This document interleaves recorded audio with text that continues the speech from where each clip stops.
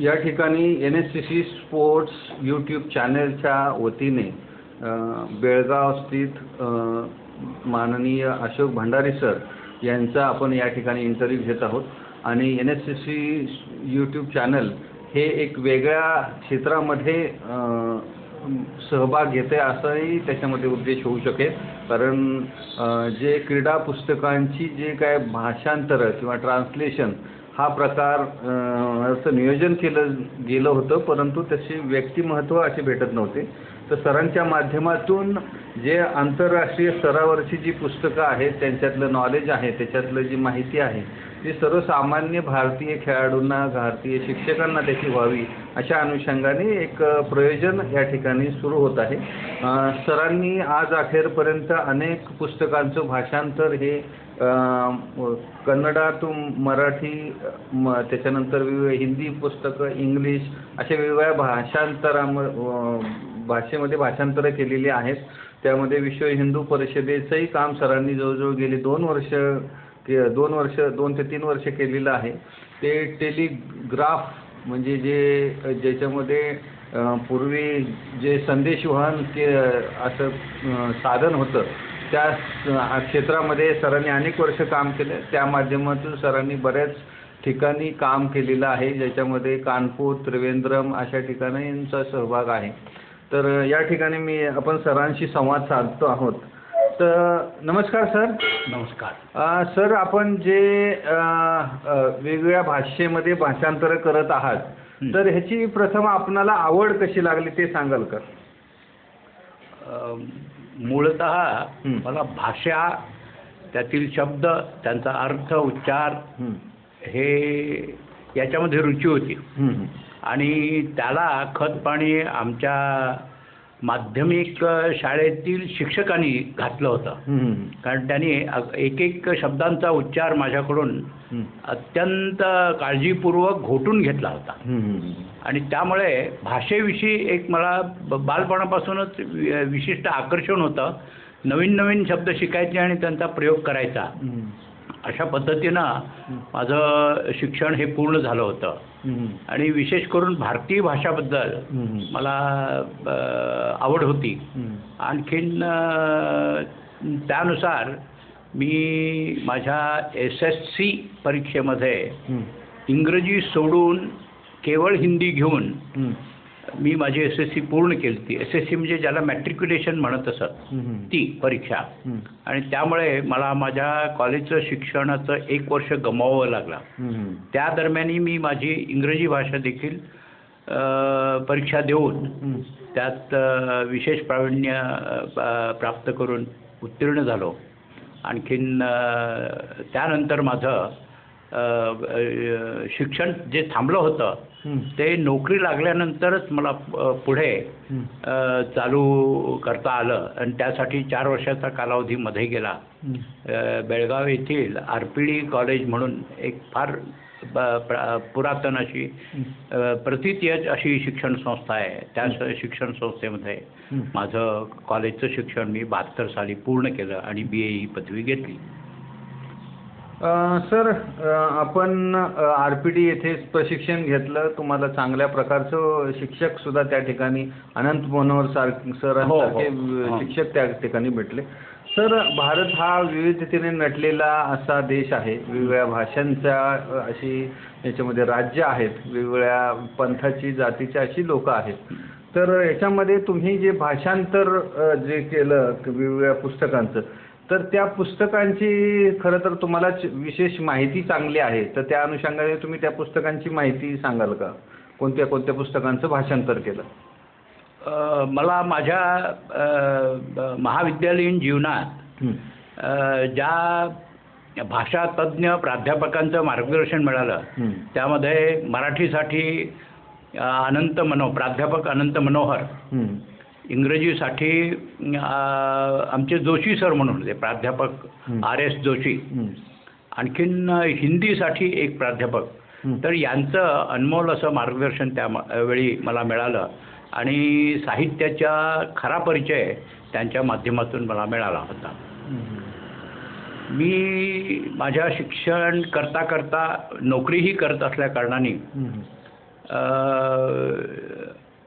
नोकरीला उपयोगी होईल अशा परीक्षा देण्याचं मी कार्य सुरू केल्यामुळे मला हा जो माझा लौकिक शिक्षणाचा जो भाग होता तो मध्ये थांबावा लागला होता. आणि 1993 साली मी स्वेच्छानिवृत्ती घेतली नोकरीतून. आणखीन घरी थांबलो होतो आणि आरोग्याच्या समस्या निर्माण झाल्यामुळे बाहेर हिंडणं फिरणं माझं बंद झालं होतं. तर त्या दरम्यान माझ्या मित्रांनी तू घरी बसल्या बसल्या काहीतरी समाजाचं काम केलं पाहिजे अशा पद्धतीनं मला प्रेरित केलं. आणखीन पहिलं माझं जे पुस्तक कानडीतील एक प्रतिथयश गांधीवादी साहित्यिक S.R. रामस्वामी यांच्या 21 व्याख्यानांचा कानडी पुस्तकाचं मी इंग्रजीमधून in the woods of globalization हे पहिलं पुस्तक 1995 साली मी पूर्ण करून त्यांना सुपूर्द केलं होतं. आनंदाची बाब अशी की बेंगळूरमधील राष्ट्रोत्थान साहित्य परिषद ही कर्नाटकातील सर्वात मोठी प्रकाशन संस्था आहे. तर त्या प्रकाशन संस्थेने ते यथावत स्वीकार करून त्यांनी ते प्रकाशित केलं आणि तिथून माझा हा भाषांतराचा जो काही प्रवास आहे तो सुरू झाला. आणि याच्यासाठी मूळ प्रेरणा माझे एक परमस्नेही श्री मंगेश भेंडे हे आहेत.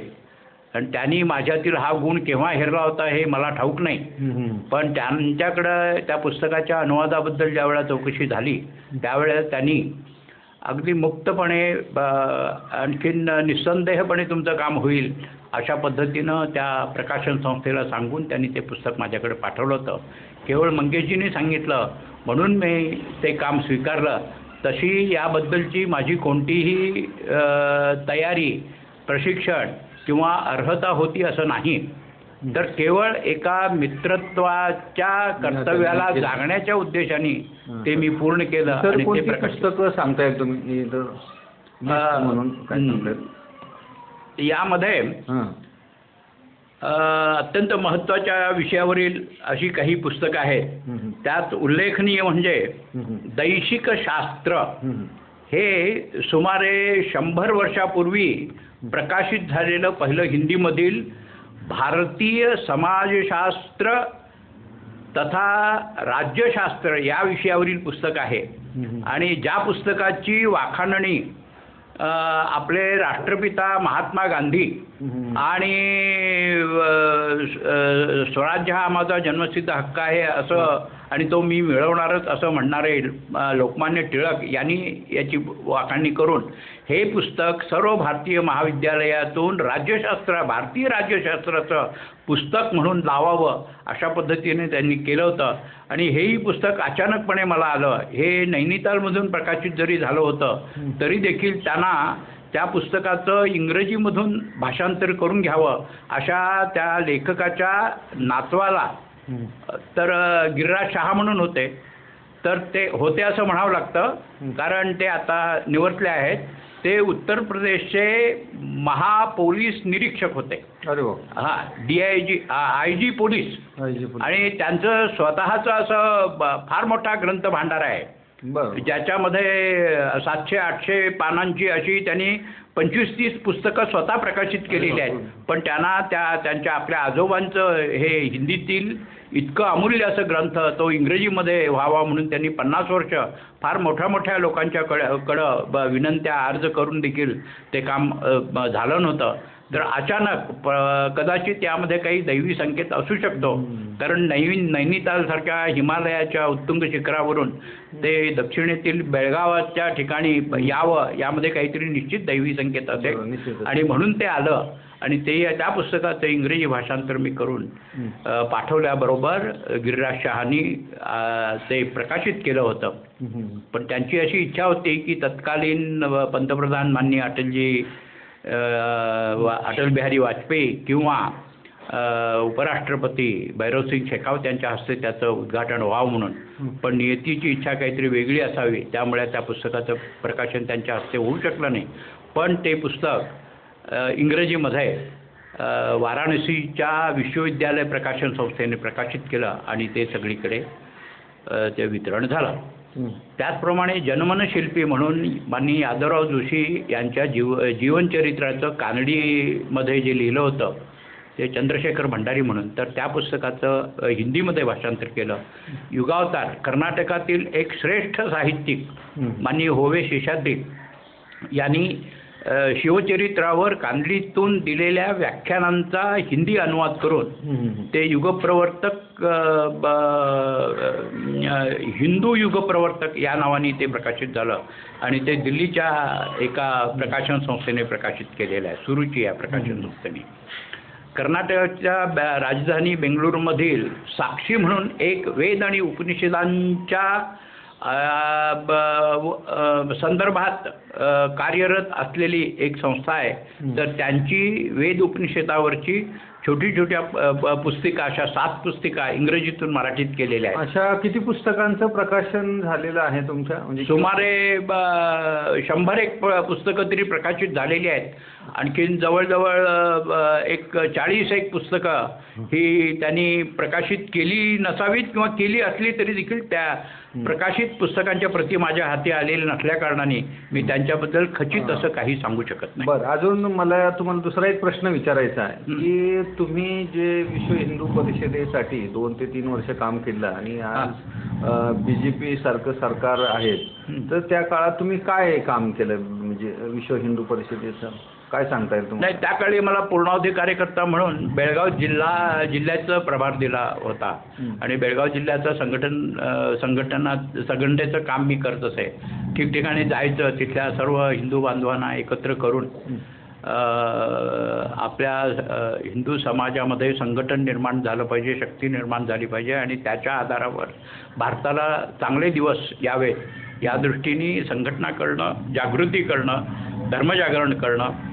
त्या विश्व हिंदू परिषदेचे अनेक जे उपक्रम होते, म्हणजे त्यामध्ये राम ज्योती यात्रा, रामशिला यात्रा किंवा राम रथयात्रा, एकात्मता यात्रा, धर्मसंसद वगैरे अशा अनेक ज्या काही उपक्रमामध्ये लोकांचा सहभाग जास्तीत जास्त वाढवता येईल या दृष्टीने प्रयत्न केले होते. त्यावेळी आमचे प्रांत संघटन मंत्री बाबुराव देसाई यांच्या आदेशानुसार जिल्हा संमेलन घेण्यात आली होती आणि त्यामध्ये बेळगाव जिल्हा संमेलन देखील गोकाकमध्ये आम्ही अत्यंत प्रभावीपणे यशस्वी केलं होतं.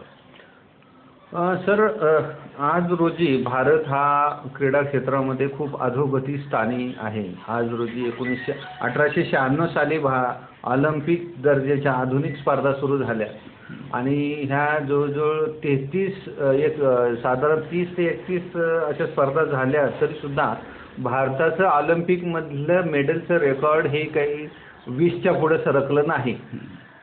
म्हणजे जवळजवळ 116 वर्षामध्ये फक्त 18 ते 19 पदकं भारताला मिळत आहेत. तर त्याच्या अनुषंगाने तुम्हाला काय वाटतं क्रीडा क्षेत्रासंदर्भात? दुर्दैवाने जीवनाच्या सर्व क्षेत्रात राजकारण्यांचा इतका पगडा बसलेला आहे की ज्या राजकारण्यांना राजकारण सोडून दुसरं कुठलीही गोष्ट येत नाही, पण आपल्याला आपण सर्वज्ञ आहोत अशा आवेशामध्ये ते सगळीकडे वावरत असतात. त्यांना याचा गंधही असत नाही आणि त्या ठिकाणी खेळासाठी आवश्यक अशा गोष्टी करण्याऐवजी हा माझा माणूस आहे, हा याला तुम्ही घ्या क्रिकेटमध्ये घ्या, याला कोचमध्ये म्हणून घ्या, तर अशा पद्धतीनं त्याला एक वेगळी दिशा जाते. केवळ खेळासाठी खेळ आणि खेळाचाच ध्यास घेऊन वागणारी तुमच्यासारखी अनेक मंडळी असली तरी देखील त्यांना त्यामध्ये स्कोप मिळत नाही. एक म्हणजे खेळाडूच्या अंगामध्ये ज्या क्षमता आहेत, ज्या सुप्त शक्ती आहेत, त्या ओळखून त्याला वाव कसा द्यायचा, त्या कशा वाढवायच्या आणि आपल्या भारताच्या खेळाडूंना जागतिक मंचावर कसं चमकायला द्यायचं या दृष्टीने विचार होतच नाही. त्या ठिकाणी केवळ राजकारण, आणखीन पैशाचा व्यवहार एवढंच होतं आहे. तर ते टाळून खरोखर खेळासाठी ज्यांचा आत्मा तिळतिळ तुटत असतो अशा कार्यकर्त्यांना वाव दिला पाहिजे. आणखीन त्यांना आपण पुढं केलं पाहिजे. तर आमच्या देशात काही हे कमी नाही आहे. आमच्या देशातील अशा अगदी ज्यांना आदिवासी किंवा खेड्यामधील जे लोक आहेत ते जगातील कुठल्याही राष्ट्रातील लोकांची काटकपणा, त्यानंतर टेनॅसिटी अशा पद्धतीच्या ज्या काही गोष्टी आहेत खेळासाठी आवश्यक आहेत तर त्याच्यात ते काही कमी नाही आहेत. पण त्यांना योग्य त्यांचं निवड करणं, त्यांना प्रशिक्षण देणं, त्यांना पुढं आणणं, त्यांना प्रोत्साहन देणं, तर अशा प्रकारच्या जर गोष्टी झाल्या तर आपल्या देशात खेळ हा आपण जगातल्या कुठल्याही लोकांना यामध्ये मागे टाकू शकू याविषयी माझ्या मनात यत्किंचितही संदेह नाही आहे. सर, तुम्ही सगळं जीवन हे वेगवेगळ्या विषयांना वेगवेगळ्या क्षेत्रामध्ये वाहून घेतलं आणि लग्न केलं नाही. आज तुमच्याबरोबर तुमची नात आहे. आता ह्या सारख्या मुलांचं भविष्य क्रीडा सदृढतेच्या माध्यमातून किंवा चांगल्या ह्याच्यातून व्हावं तर त्या संदर्भात ह्या लहान मुलांसंदर्भात तुम्ही काय सांगाल? दीदीचं समजा नाव घेऊन सांगायचं म्हटलं हां तर काय सांगाल तुम्ही या मुलांच्या भविष्यासाठी? नाही, दुर्दैवानं आपल्या देशाला जे काही स्वातंत्र्यानंतर मिळालेलं नेतृत्व आहे त्यामध्ये बाजार बुणग्यांचाच भरणा झाल्यामुळे देशभक्ती आणि देशाला जीवनामध्ये सर्वोन्नत स्थान देण्यासाठी जे काही मनोधारणा मनोभाव मूलतः बनला पाहिजे तो आपण बनवू शकलो नाही. प्रत्येक ठिकाणी बाजार मनोवृत्ती, बाजारू मनोवृत्ती वाढलेली आहे, म्हणजे ज्याला कमर्शियल मेंटॅलिटी म्हणतात. आणि त्यामुळे शिक्षणाचं क्षेत्र असू देत किंवा क्रीडा क्षेत्र असू देत किंवा आणखीन कुठलंही क्षेत्र असू देत त्या ठिकाणी हा कमर्शियल मेंटॅलिटीज फार असल्याकारणाने या गोष्टींना हेरून त्यांना प्रोत्साहन देण्याच्या दृष्टीने जे काही आवश्यक उपक्रम राबवले गेले पाहिजेत ते राबवले जात नाही. तर यावर उपाय असाच आहे की जशी आपली ही संस्था आहे राष्ट्रीय क्रीडा समन्वय समितीसारखे हे जे नॉन गव्हर्नमेंटल उपक्रम आहेत तर यांचा प्रचार आणि प्रसार हा वाढला पाहिजे. संत विनोबा भावेंनी एका ठिकाणी फार छान वाक्य सांगितलेलं आहे, जो असरकारी होता है, म्हणजे नॉन गव्हर्नमेंटल यासाठी त्यांनी असरकारी म्हटलेलं आहे. वही असरकारी होता है, असर म्हणजे प्रभावी. तर यासाठी आपल्यासारखे जे काही एका ध्येयानी पछाडून सर्वस्व यासाठी लावून लोकांना याच्यामध्ये जोडण्याच्या जे काही प्रक्रिया चालू केलेल्या आहेत यांची व्यापकता जितकी जास्त वाढेल तर तितक्या प्रमाणामध्ये आपल्या या गोष्टी देखील आपोआपच घडू शकतील असं मला वाटतं. धन्यवाद सर. या ठिकाणी आपण NSCC यूट्यूब चॅनलला भेट दिली आणि आपण बेळगाववरून या ठिकाणी येण्याचं भाग्य आमच्या या संस्थेला मिळालं. या निमित्ताने आपला आभार मानतो. धन्यवाद सर.